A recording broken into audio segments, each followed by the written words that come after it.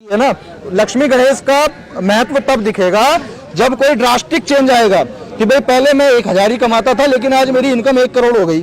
तब तो जब ड्रास्टिक चेंज आएगा, भाई इतना बड़ा भगवान है, इतना शक्तिशाली है, तो चेंज भी तो ड्रास्टिक होना चाहिए। अब आज जैसे कि केजरीवाल ने कहा था कि लक्ष्मी और गणेश की फोटो होनी चाहिए अपने नोटों पे, जो करेंसी है भारत की, उसके बारे में मतलब लोगों ने इस तरीके से गलत व्याख्या की हुई है कि उस पर बाबा साहब की भी होनी चाहिए। इस पर मैं जवाब देना चाहूंगा। हाँ, प्रशांत जी देंगे कि अभी जैसे बहुत सारे लोग कहते हैं, अभी फिलहाल केजरीवाल जी ने भी कहा कि नोटों पर लक्ष्मी गणेश की फोटो होनी चाहिए करेंसी पर, और एक तरफ जो अम्बेडकरवादी लोग हैं इस देश में वो लोग कहते हैं कि बाबा साहेब की होनी चाहिए। और अभी जैसा निर्देश जी ने कहा कि फोटो की बात अगर है तो पहले हमारे जो नोट होते थे उन पे फोटो होती थी किसानों की, खेती की, इन सब चीजों की, क्योंकि हमारा देश जो है वो शुरू से ही कृषि प्रधान देश रहा है। तो नोटों पर किसानों की फोटो थी, खेतों की फोटो थी, उसका एक कारण था कि वहां पर जो है कृषि प्रधान देश था। अभी ये लोग कहते हैं लक्ष्मी गणेश की फोटो होनी चाहिए, तो मैं इन लोगों से एक बात पूछना चाहता हूं, आप मुझे वो वैलिड 5 कारण बता दीजिए या 2 कारण बता दीजिए कि जिसकी वजह से लक्ष्मी गणेश की फोटो होनी चाहिए। ये लोग कहते हैं कि लक्ष्मी गणेश जो है वो लक्ष्मी के पैसे के प्रतीक हैं और धनी के प्रतीक हैं। लक्ष्मी गणेश की फोटो लगाने से क्या भारत की अर्थव्यवस्था सुधर जाएगी? मैं वही बता रहा हूँ। अभी ये लोग कहते हैं कि वो चमत्कारिक है, उनके अंदर पावर है, शक्ति है। तो सबसे पहली बात यह है कि आप उनकी शक्ति को एक बार प्रूफ करके दिखा दीजिए, तो हम मान लेंगे कि हाँ भाई एक वैलिड रीजन ये है कि इसलिए उनकी फोटो होनी चाहिए। लेकिन मेरे हिसाब से अगर मैं अपनी बात करूं तो कोई भी ऐसा जो मजबूत कारण है वो नहीं है कि नोटों पर लक्ष्मी गणेश की फोटो होनी चाहिए। अच्छा, अपोजिट में अगर हम लोग कहते हैं, जो अम्बेडकरवादी लोग हैं वो लोग भी कहते हैं कि जी नोटों पर बाबा साहब की फोटो होनी चाहिए, तो सीधा सवाल फिर अब हमसे भी ये पूछो कि भाई बाबा साहब की क्यों होनी चाहिए। तो मैं आपको वैलिड रीजन देता हूँ कि इस देश के अंदर में जब बैंक की स्थापना नहीं हुई थी तो बाबा साहब ने एक बुक लिखी थी, द प्रॉब्लम ऑफ रूपी, जिसमें जो पैसा है उस पैसे के बारे में कैसे उसको सर्कुलेट करके देश की इकोनॉमी को बढ़ाया जाता है उसके बारे में लिखा, छापा और लोगों को बताया। और उसी किताब के आधार पर आरबीआई की स्थापना हुई, रिजर्व बैंक ऑफ इंडिया की स्थापना हुई। अब सोचिए उसके बाद में तमाम जो बैंक्स जो हैं वो बने हैं, उससे देश भर में तमाम व्यापारी खड़े हुए हैं, बड़े बड़े जो लोग हैं वो धनी बने हैं। तो इसीलिए क्योंकि हम जब बात कहते हैं बाबा साहब का फोटो होना चाहिए, क्योंकि भाई उन्होंने जो पैसे का मूल है वो विदेशों से सीख करके इस देश के लोगों को बताया द प्रॉब्लम ऑफ रूपी बुक में। और उसके बाद में आरबीआई की स्थापना होती है, उसके बाद तमाम बैंक्स खुलते हैं, वो जो सारे सिस्टम उसमें लिखे हुए हैं वो लागू होते हैं, और कहीं ना कहीं जो हमारे देश की इकोनॉमी आज जो चल रही है, जो सर्कुलेट हो रही है, वो उन्हीं आधार पर हो रही है, उन्हीं आधारों पर हो रही है। तो जो पैसे को देश में लाने बढ़ाने की फिलॉसफी देने वाला व्यक्ति है तो नोट पर उनकी फोटो होनी चाहिए या लक्ष्मी गणेश की फोटो होनी चाहिए, जिनकी चमत्कार शक्तियों का आज तक कोई पता नहीं है। इस देश के जो हमारे बहुजन समाज के लोग हैं, SC ST समाज के लोग हैं, वो इतने तमाम सालों से जो है भगवान की पूजा करते आ रहे हैं, लक्ष्मी गणेश की पूजा करते आ रहे हैं। मैं देखना चाहता हूं उन लोगों को कि कौन से वो लोग हैं जो अमीर बन चुके हैं, कौन से वो लोग हैं जो एक्स्ट्रा ऑर्डिनरी कुछ पैसा पा लिया है ज्यादा। कोई ये कहता है कि जी मैं पहले नौकरी नहीं करता था, मेरी नौकरी लग गई। अरे तो कौन सी बड़ी बात होगी भाई, मेहनत तूने करी तब लगी है ना। लक्ष्मी गणेश का महत्व तब दिखेगा जब कोई ड्रास्टिक चेंज आएगा कि भाई पहले मैं 1000 ही कमाता था लेकिन आज मेरी इनकम 1 करोड़ हो गई। तब तो जब ड्रास्टिक चेंज आएगा, भाई इतना बड़ा भगवान है, इतना शक्तिशाली है, तो चेंज भी तो ड्रास्टिक होना चाहिए।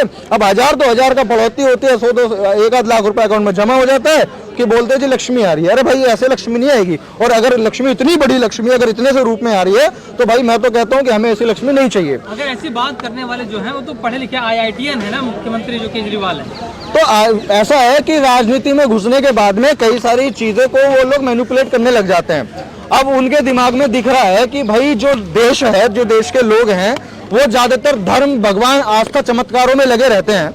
तो उन्होंने सोच लिया कि भाई चलो एक जो किक है वो इसको भी मार के देख लेते हैं। तो इसलिए बोल दिया कि क्योंकि जो नोट है, जो करेंसी है, पूरे देश में चलती है, तो पूरे देश के हिंदू खुश हो जाएं, इसलिए उन्होंने बोल दिया कि नोट की करेंसी पर लक्ष्मी गणेश की फोटो होनी चाहिए। कट्टर ईमानदार भी है वो, कट्टर हिंदू के साथ कट्टर ईमानदार। अब कट्टर ईमानदार हैं, कट्टर क्या है वो उनका राजनीतिक विश्लेषण है, वो एक मुद्दा अलग है, वो राजनीतिक विश्लेषण के तौर पर देखा जाएगा। लेकिन जो ये बात थी नोटों पर रखने वाली कि किसका फोटो होना चाहिए, तो सबसे बड़ी बात ये है, निर्देश जी ने बोला या तो किसान होने चाहिए या इस देश के जो आर्मी, जो सेना, जो शहीद हो चुके हैं लोग, उन लोगों की फोटो होनी चाहिए, क्योंकि वो हमारे देश का मूल है।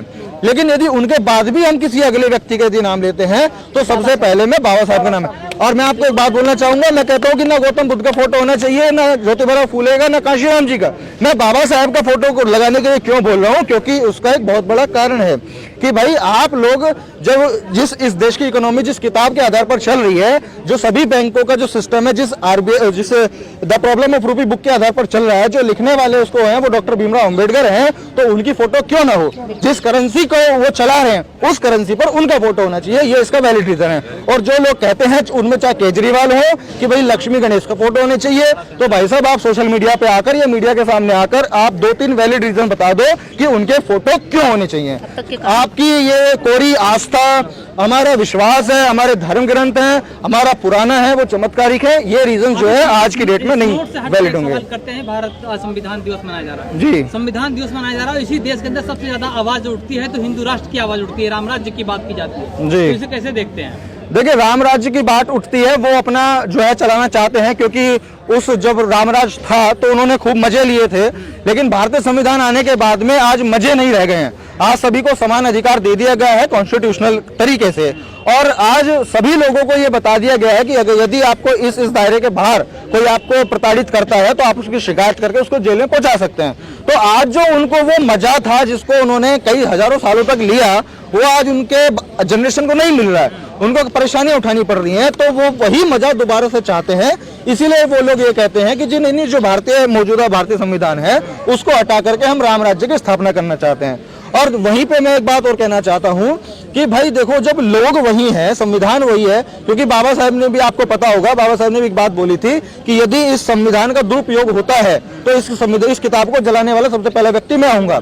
और वो बात उन्होंने इसलिए बोली थी कि जब संविधान बाबा साहब ने कितना भी अच्छा क्यों ना लिखा हो, यदि उसको चलाने वाले लोग अच्छे नहीं होंगे तो वो संविधान जो है बेकार ही साबित होगा। अगर राम राज्य आ गए तो सभी सुखी होंगे, सब कुछ वो तो पहले कितने सुखी थे, और अगर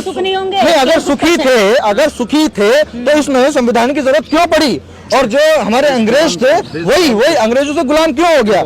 ये लोग कहते हैं हम ब्राह्मण हैं, हम श्रेष्ठ नहीं, हम सर्वश्रेष्ठ हैं, जो कि ये सबसे बड़ी प्रॉब्लम की बात है। अगर तुम इतने ही श्रेष्ठ थे, इतने ही विद्वानी थे, तो तुमको अंग्रेजों ने गुलाम बना करके क्यों रखा? तुमने क्यों अंग्रेजों के तलवे चाटे, और तुमने चाटे अंग्रेजों के और तुमने चटवाए हमसे।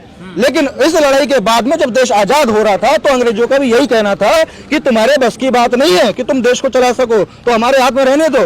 तो फिर जब बातचीत हुआ तो उन्होंने बोला अंग्रेजों ने कि भाई आप हमको जो है एक संविधान, एक प्रस्तावना तैयार करके दे दो जिसके आधार पर हम ये सोच सके कि हाँ भाई तुम देश को चला सकते हो। राजेंद्र यादव जी। उसके बाद में जो है तब जा करके बाबा साहब ने संविधान को बना करके दिखाया, उसके प्रस्तावना तैयार हुई, संविधान लागू हुआ, तब जा करके हमारा देश अंग्रेजों से, उस ब्राह्मणवाद से आजाद हुआ। और सभी जो जितने भी तमाम लोग हैं, चाहे वो हिंदू हो, मुस्लिम हो, लड़की हो, लड़का हो, अपंग हो, सही हो, गलत हो, कैसा भी हो, उनको समान अधिकार का राइट मिला है संविधान के आधार पर। देखिए अभी तो संविधान लागू है, मोदी जी के राज्य में सब कुछ अच्छा हो रहा है, कह रहे हैं।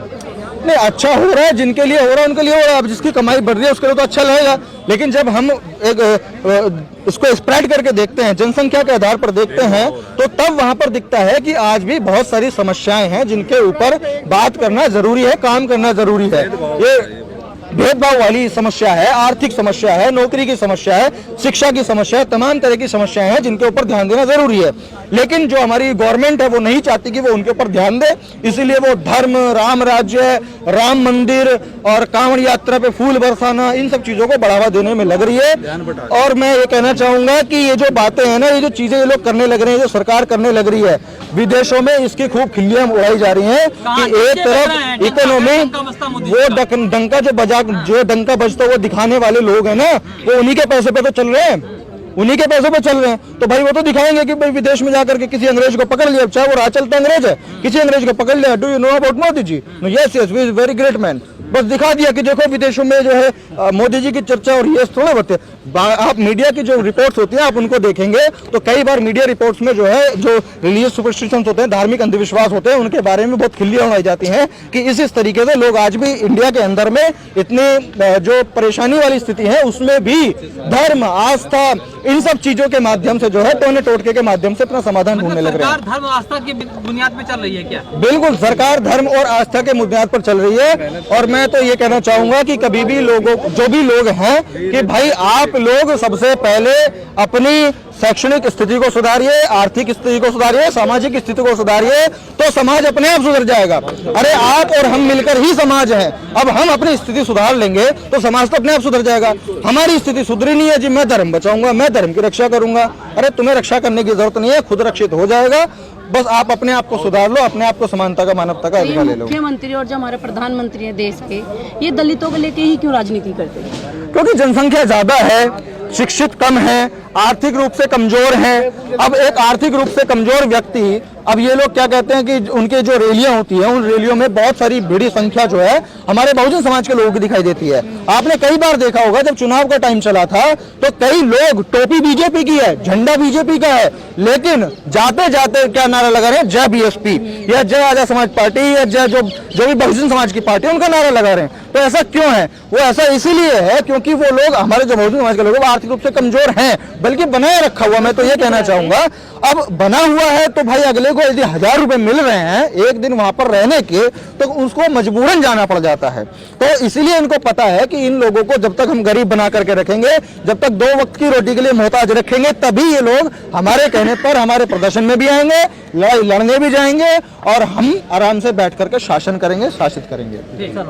हाँ, 1 मिनट, शुक्रिया प्लीज। ये राजेंद्र यादव जी हैं, हाँ ठीक है, बड़े हल्के हल्के हल्के भारी है।